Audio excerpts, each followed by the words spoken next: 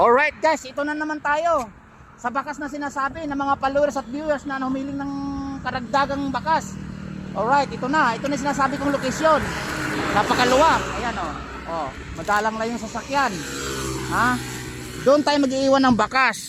Sa may ano na yan, natitirang simento na sinasayang ng mga nagsisimento ng kalsada. Sigurado wala nang paglagyan ng simento. Dito na natin tinambak. Kaya dito tayo maglalagay ng bakas. O di ba? Ito na yung kahilingan niyo. Kaya kako, maghahanap tayo ng location na magandang pag-iiwanan ng bakas. Diyan ko siguro ilalagay o dito. Alright. Oh, di ba? Ngayon, basta kung sino yung makakuha, may message lang kayo sa akin sa official page. Alright? Oh. Pwede, pahiram.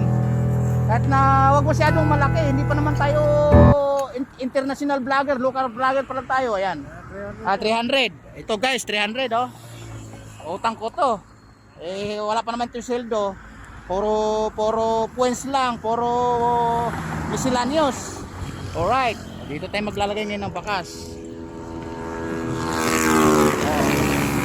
Yung mga followers, mga viewers na mahilig sa bakas, ito na. Ito, tandaan nito 'yung simento na to ha. Yung simentong natitira na napag-iwanan na magsisimento. Siguro tinambak na siguro yung tira ilagay sa bahay. Basta dito tinambak ng pagkatapos ng kalsada. O ngayon guys, dito tayo mag-iwan ng bakas. Tandaan niyo yung simento to, dalawang tumpok, isa, dalawa. O di ba? Isa, dalawa ha. Tandaan niyo. Dito tayo mag-iwan ng bakas. Halagang 300 ito. Pwede nito yung pang-kape, pang Starbucks. O kahit may sukling konti, pwede nyo pang tong 8. Alright, dito tayo mag-iwan ng bakas. Tandaan nyo ha. O ito, tatakpan natin ng caps para di halata. O may caps o. O yan ha. Yan. O yan ha. Ayan ha, legit. Ayan o. O yan. Yan ha. O tandaan nyo yung lugar na to. Ayan, maraming sasakyan. Maraming sasakyan na dumadaan. Ilan ba yung way? 1, 2, 3, 4, 5, 6 7. Ayan ha. Tandaan nyo ha. Ngayon kung sino makakuha at para legitimate na ikaw ang nakakuha, message ka lang sa official page ko. Right? At kami alis na. Tandaan nyo yung lugar na yan. Ayan o.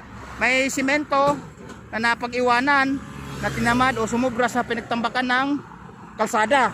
Yan yung lugar na to. Alam na to. Kung lalong taga rito na nakapalo sa akin, alam nyo to. Alright, ayan o. Ayan o. I-setchain ko yung lugar. Ayan, bukid o. Ayan o. Yan. Matutulin ng mga sasakyan.